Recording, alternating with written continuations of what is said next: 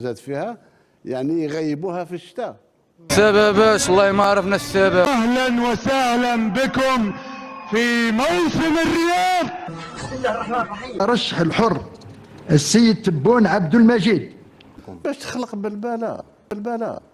قد تحصل على 5 ملايين. ونساو باللي كانوا يشربوا الماء المالح. صاحبي فهمنا ايه لا مزيان. الماء المالح.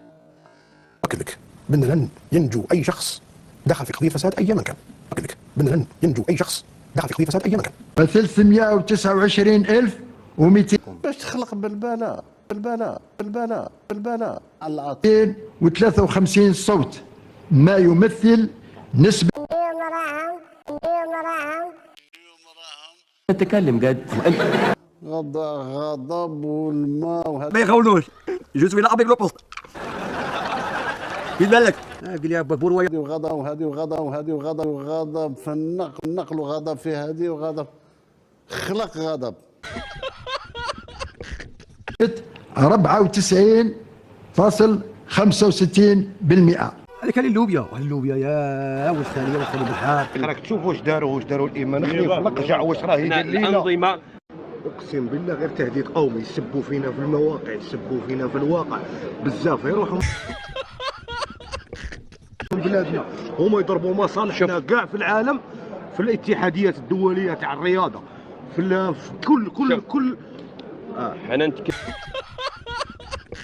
نتكلموا على الانظمه الرسميه ونتكلموا. أؤكد لك بأن لن ينجو أي شخص دخل في قضية فساد أي مكان. أؤكد لك بأن لن ينجو أي شخص دخل في قضية فساد أي مكان. على السياسات الرسميه المنتهجه من طرف الدول. صاحبي فهمنا ايه لا مزيان.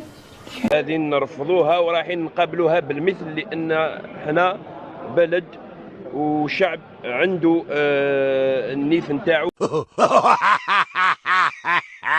بلد وشعب عنده النيف نتاعو، عنده الكرامه نتاعو، عنده القوه نتاعو باش يفرض التوجه نتاعو في المجال الدبلوماسي وفي مجال حمايه تاع الامن القومي. بالنسبه للاشقاء حنا اولا الشعوب بطبيعه الحال. اهلا وسهلا بكم في موسم الرياض. بسم الله الرحمن الرحيم. بالنسبه للشعوب حنا كما كانت في الثوره التحريريه من الناس اللي حابه ترقى. تتكلم قد والله ما اعرف غير منك دلوقتي ابو حميد. زاد فيها يعني يغيبوها في الشتاء. خليه يمكرون يمكر الله والله خير الماكرين.